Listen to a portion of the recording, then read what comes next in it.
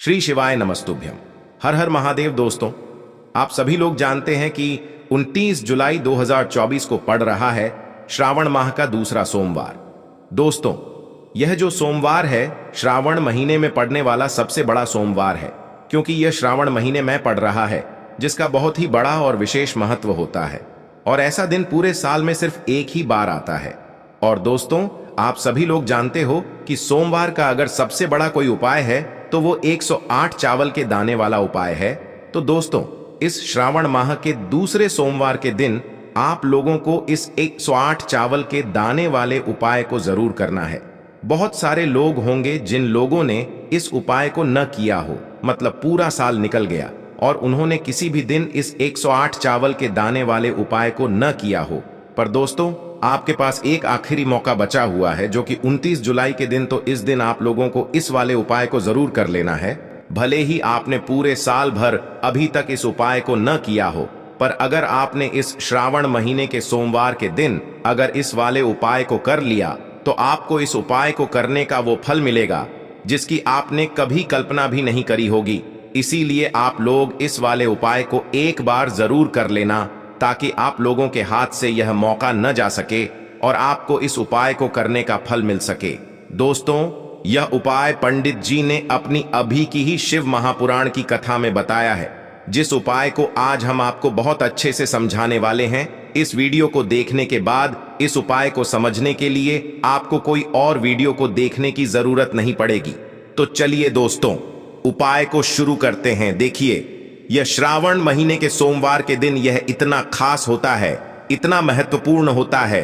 देखा है कभी कभी बड़े बड़े पूजा पाठ अनुष्ठान से जो मनोकामना पूर्ण नहीं होते, वो श्रावण महीने के दिन एक छोटे से उपाय करने से ही आपकी मनोकामना पूर्ण हो जाती है। और बहुत सारे लोगों ने इस उपाय को किया भी है और उनको इस उपाय को करने का फल भी जरूर मिला है। अगर आप लोग भी इस उपाय को करना चाहते हैं तो आप इस उपाय को पहले अच्छे से समझ लेना, सुन लेना, उसके बाद करना। आपको इस उपाय का फल जरूर मिलेगा। और इस उपाय को कर लेने से आपके घर में चाहे किसी भी प्रकार की दुख और समस्या क्यों न चल रही हो, आपको उसका कारण भी नहीं पता है कि भाई यह समस्या किस कारण से चल रही है। उसका कुछ भी कारण हो सकता है, जैसे पितृ दोष हो सकता है या किसी भी तरह का मंगल दोष भी हो सकता है। तो इस दिन आप लोगों को यह वाला उपाय कर लेना है। यह एक ऐसा उपाय है जिस उपाय को अगर किसी विशेष दिन पर किया जाए तो भाई उस विशेष दिन का जो है वह तो हमें मिलता ही मिलता है, पर हमने उस दिन पर इस उपाय को किया है तो हमें उससे भी बड़ा फल मिलता है। और फल बहुत जल्दी मिलता है, क्योंकि आप इस उपाय को बहुत ही बड़े और विशेष दिन पर कर रहे हो। तो चलिए अब उपाय के बारे में बात करते हैं, लेकिन उससे पहले आप लोगों को यह जानना आवश्यक है कि आखिर यह उपाय किस समय करना है, किसको करना है और कैसे करना है। तो चलिए हम आगे आपको वीडियो में एक एक करके बता देते हैं। लेकिन उससे पहले अगर आप लोग हमारे चैनल पर नए हैं तो हमारे चैनल को सब्सक्राइब कर लेना और इस वीडियो को लाइक करके कमेंट बॉक्स में श्री शिवाय नमस्तुभ्यम ओम नम शिवाय जरूर टाइप कर देना। तो दोस्तों, इस 108 चावल के दाने वाले उपाय को हमें इस सोमवार के दिन कैसे करना है, किसको करना है, किस समय करना है और कहां पर करना है, ये सारे सवालों के जवाब आपको इस वीडियो में मिल जाएंगे। और जो ये वीडियो देखेगा भाई, उसको 108 चावल के दाने वाला उपाय जरूर करना चाहिए, क्योंकि इस दिन एक चावल के दाने का भी बहुत ही बड़ा और विशेष महत्व होता है। और जब बात आ जाए 108 चावल के दाने की, तो यह सोने पे सुहागा वाली बात हो जाती है और ये एक बहुत ही बड़ा उपाय हो जाता है इस श्रावण सोमवार का। तो अब दोस्तों, इस 108 चावल के दाने वाले उपाय को आखिर करना किसको है, सबसे पहले हम लोग वो बात जान लेते हैं। तो देखो, घर की जो बड़ी माताएं बहनें होती हैं, उन माताओं बहनों में से कोई भी एक बड़ी माता बहन इस वाले उपाय को कर सकती है। और दोस्तों, अगर आप चाहें तो अपने घर में से सभी सदस्यों को भी इस उपाय को करवा सकते हैं। अगर किसी व्यक्ति की खुद की कोई मनोकामना है, खुद की कोई दुख और परेशानी है जो कि वह अपने लिए ही करना चाहता है, इस वाले उपाय को तो वह खुद अपने लिए भी कर सकता है। बाकी अगर कोई घर में से ऐसा है जो कि अपने पूरे घर परिवार की सुख और शांति के लिए ये वाला उपाय करना चाहता है, तो भाई वह भी कर सकता है। उसमें भी कोई दिक्कत वाली बात नहीं है। कहने का मतलब ये है कि इस उपाय को हर एक सदस्य भी कर सकता है और पूरे घर परिवार के सदस्य के लिए घर की बड़ी माताओं बहनों में से कोई एक माता बहन भी कर सकती है।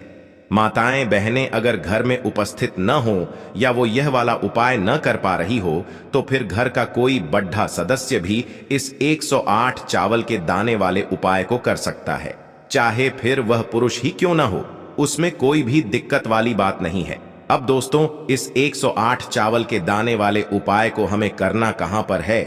हमें इसे शिव जी के मंदिर में जाकर करना है।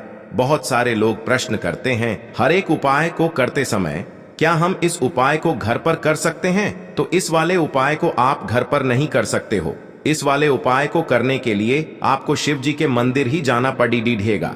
उसके बाद में दोस्तों, जो अगला प्रश्न निकल कर आता है वो यह आता है इस उपाय को लेकर कि आखिर इस उपाय को हमें किस समय करना है, सुबह के समय करना है कि शाम के समय करना है?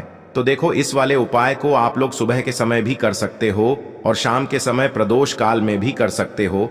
अब अगर आप पूछो कि भाई सबसे उत्तम समय कौन सा रहेगा इस 108 चावल के दाने वाले उपाय को करने का, तो हम आपसे बस यही कहेंगे कि इस उपाय को आप सुबह के समय करेंगे तो ज्यादा बेहतर होगा। बाकी अगर प्रदोष काल शाम के समय भी करेंगे तो भी अच्छा होगा, उसमें कोई भी दिक्कत वाली बात नहीं है। तो अब दोस्तों, जो अगली सबसे बड़ी और महत्वपूर्ण बात आती है वो यह आती है कि सुबह अगर हम उपाय को करेंगे तो हमें कितने बजे से लेकर कितने बजे तक के बीच में करना है, और शाम के समय प्रदोष काल में करेंगे तो हमें कितने बजे से लेकर कितने बजे के बीच में करना है। तो देखो, सुबह जितनी जल्दी हो सके आप उपाय को करने की कोशिश करना। बाकी अगर किसी कारणवश लेट भी हो जाओ, थोड़ी देर भी हो जाए तो 10 या 11 बजे तक भी आप उपाय कर लेना, पर 12 बजे से ज्यादा देरी ना हो, ठीक है? इस बात का ध्यान रखना। उसके बाद में दोस्तों, अगर शाम के समय प्रदोष काल की बात करें, प्रदोष काल का जो समय होता है वो शाम के 6 बजे से शुरू हो जाता है। मतलब शाम के 6 बजे से लेकर 7 बजे के बीच का जो समय होता है ये समय प्रदोष काल का समय होता है। पर अभी जो मौसम चल रहा है, इस मौसम में जो है शाम बहुत देरी से होती है, तो आप इस उपाय को 7 या 8 बजे के बीच में भी कर सकते हो। मतलब शाम के 6 बजे से रात 8 बजे के बीच में आप कभी भी इस वाले उपाय को कर सकते हो, उसमें कोई भी दिक्कत वाली बात नहीं है। अब दोस्तों, यहाँ पर इस उपाय को लेकर एक और सबसे बड़ी बात ये निकल कर आती है कि इस 108 चावल के दानों को हमें लेना कहाँ से होता है, और हमें इस उपाय को करने के साथ में क्या और कुछ भी सामग्री ऐसी होती है जो शिव जी के मंदिर लेकर जानी पड़ती है। तो देखो, यहां पर हम आपको बता दें, सबसे पहले आप लोग यह जान लो कि यह जो 108 चावल के दाने वाला उपाय है, सिर्फ और सिर्फ आप उपाय की सामग्री लेकर कभी भी शिव जी के मंदिर मत जाना, क्योंकि हमें भगवान के सामने यह नहीं दर्शाना है कि अगर हम भगवान शिव जी के मंदिर आए हैं तो अपने फायदे के लिए आए हैं। तो इसलिए जो भी पूजन सामग्री है, उपाय सामग्री है, 108 चावल के दाने, इसके साथ में आपको पूजन सामग्री भी जरूर लेकर जाना है। देखो, अगर सुबह के समय उपाय कर रहे हो तो सीधी सी बात है, 1 लोटा जल तो आप लेकर जाओगे ही जाओगे। वही 1 लोटा जल अगर मिट्टी का जल हो तो बहुत अच्छा रहेगा। मिट्टी का जल कैसे बनाया जाता है, इसके लिए हमने पहले से बहुत सारी वीडियोस बना दी है। आपके पास इस दिन एक आखिरी मौका रहेगा मिट्टी का जल शिव जी पर चढ़ाने का और उपाय को करने का, बहुत बड़ा आपको इस दिन फल मिलेगा। तो इसलिए इस दिन हो सके तो भाई मिट्टी का जल चढ़ाना तो अपने साथ में कम से कम 1 लोटा जल तो आपको लेकर जाना ही जाना है।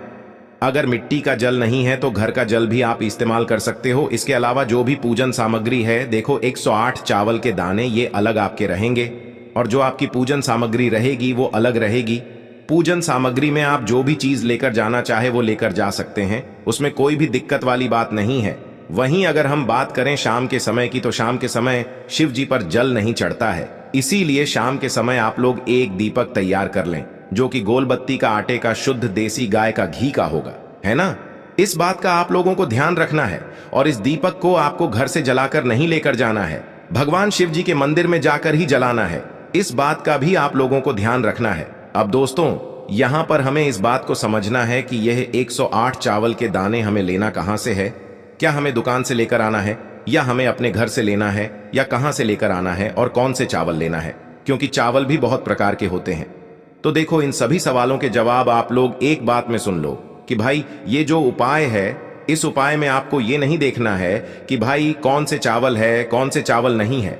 बस जो भी चावल ले रहे हो वो चावल का दाना सबूत होना चाहिए, मतलब साबुत होना चाहिए, टूटा हुआ नहीं होना चाहिए, कटा पिटा नहीं होना चाहिए। ये बात आपको ध्यान रखना है। बाकी आपका चावल बासमती हो या सादा चावल हो या कोई सा भी चावल हो, उसमें कोई भी दिक्कत वाली बात नहीं है। तो सीधी सी बात है कि आपके घर के रसोई घर में जहां पर आप भोजन बनाते हो, वहां पर जो भी चावल आपके उपस्थित हो, उन चावलों में से अपनी एक कटोरी भर लेना या एक मुट्ठी चावल अष्टमी के दिन का प्रदोष काल में जो भी व्यक्ति दीपक जलाता है ना, भगवान शिव जी के मंदिर में लेने वाले हैं, उसके जीवन से चावल के दाने गिनकर परेशानियां भी दूर होती हैं। इस बात का आप लोगों को ध्यान रखना है। तो अपने उस चावल की कटोरी में से या चावल में से 108 ऐसे चावल के दाने आप लोग निकाल लो जो कि टूटे हुए न हो, कटे पिटे न हो, जिनमें कोई दाग न लगा हुआ हो, है ना।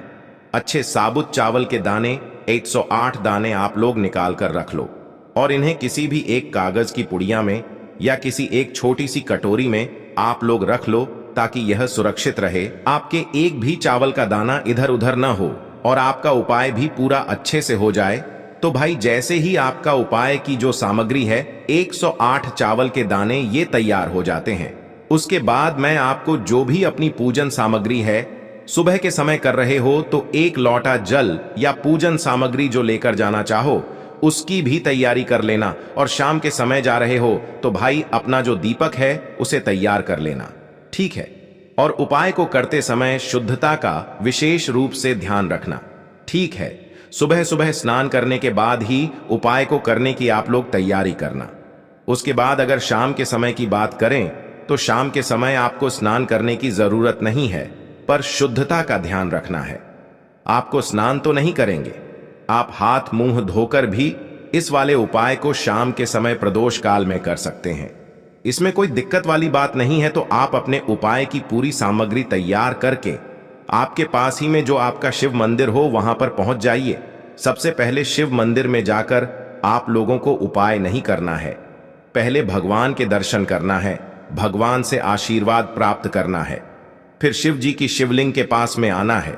शिवलिंग के पास में आने के बाद आप जो पूजन सामग्री लेकर आए हुए हैं, जैसे कि सुबह गए हुए होंगे तो एक लोटा जल और जो भी पूजन सामग्री लेकर आए हैं आप उनसे भगवान शिव जी की पूजन कीजिए। सबसे पहले तो एक लोटा जल ही चढ़ेगा, उसके बाद में आपकी पूजन सामग्री चढ़ेगी। उसके बाद में अगर दोस्तों शाम के समय अगर आप इस उपाय को कर रहे हो तो अपने साथ में कम से कम एक जो दीपक है गोल बाती का जो आप अपने साथ में लेकर गए हो, उस दीपक को मंदिर में जाकर अपनी माचिस से जलाना है और उस दीपक को शिवलिंग के पास में रखना है, ठीक है। इस दीपक को रखने के बाद ही आप लोगों को अपना ये वाला उपाय शुरू करना है।